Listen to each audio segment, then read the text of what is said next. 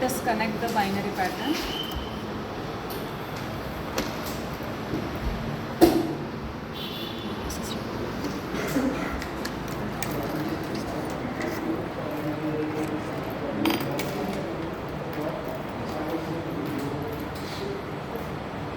Channel 1 and Channel.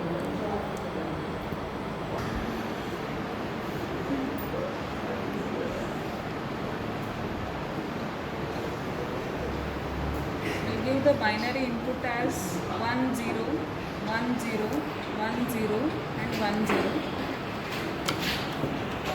So we can observe the waveform on the DSO. Let us measure the frequency and the amplitude of the input pattern.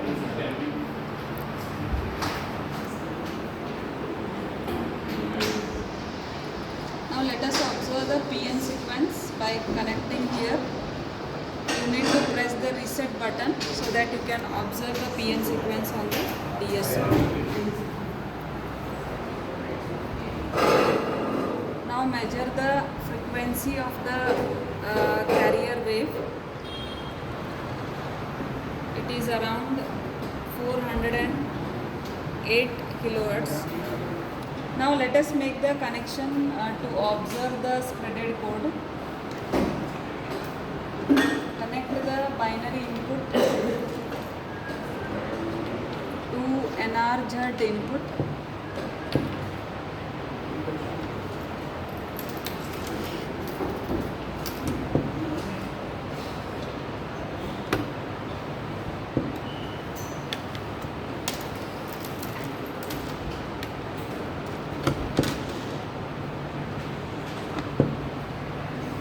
Let us observe the spreaded code here by connecting the DSO at this point.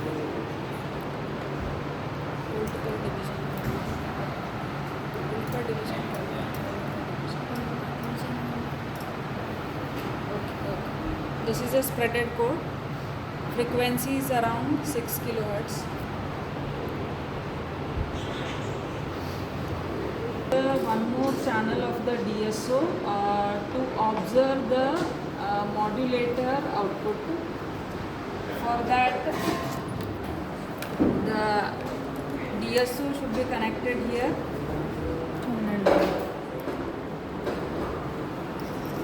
And connect the spreaded code to the input of the modulator.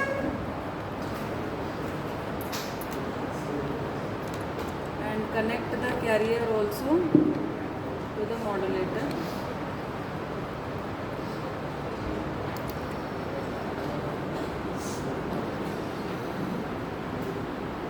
Let us observe the output on the DSO.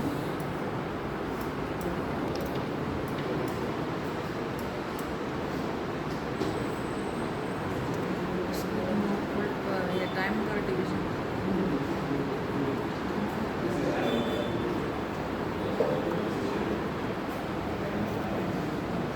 So you can observe the 180-degree phase shift when the data is changing from 0 to 1. This is for modulator output.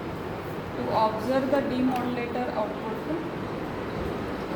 connect the DSO channel to the demodulator output, and modulator input output should be connected to demodulator input. So this is the output of the demodulator. You can measure the frequency and amplitude of both modulated and demodulated signal. Here you can observe the comparator output. For that, the demodulator output should be connected to the input of comparator. This is the comparator output. And to observe the squarer output, the output of comparator must be connected to